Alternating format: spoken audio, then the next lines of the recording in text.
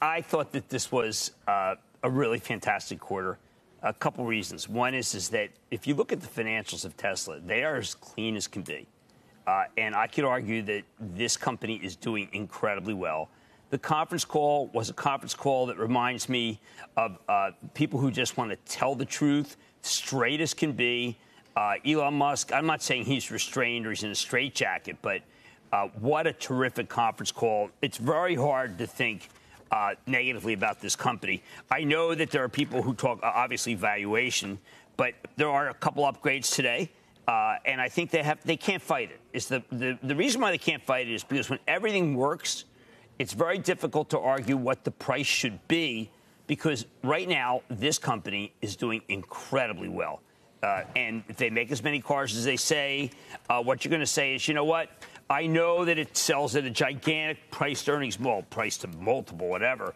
But David, when I read through the Tesla notes, what I read are analysts who are just saying, you know what? I can't fight it anymore. I have to like it. Yeah, I did notice one of those. Fashionably late. Yeah, it was a good title. Yeah.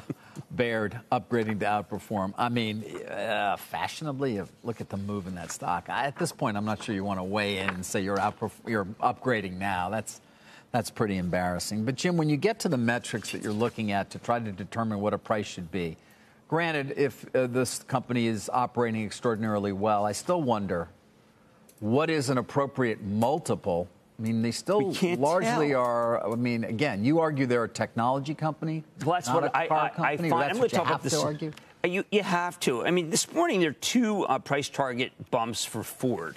Now, I happen to think Ford's doing extremely well because they've decided to not lose as much money as they used to. We're talking about J.P. Morgan going from 7 to 9, Barclays 8 to 9. But you know what, David? These are companies that are bound by the conventional four walls of the spreadsheet.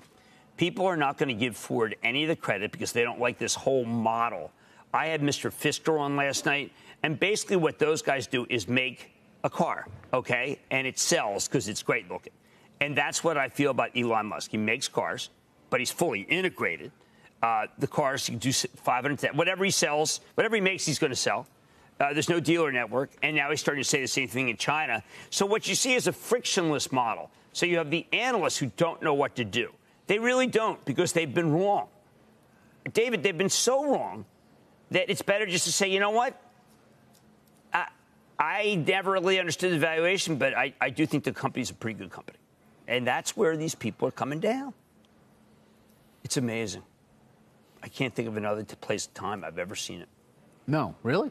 No. I mean, where a company is just, where a CEO is masterful, where a company has done amazing things, and the financials no longer seem. Remember all the short sellers would call you and say, the financials are phony. You take a look at them, maybe this or that. Yes. You know, Carl, I know the credits matter, but what really matters, I think, with Teslas is that it's flawless.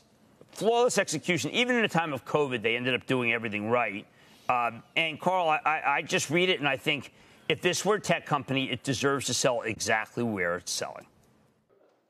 Shepard Smith here. Thanks for watching CNBC on YouTube.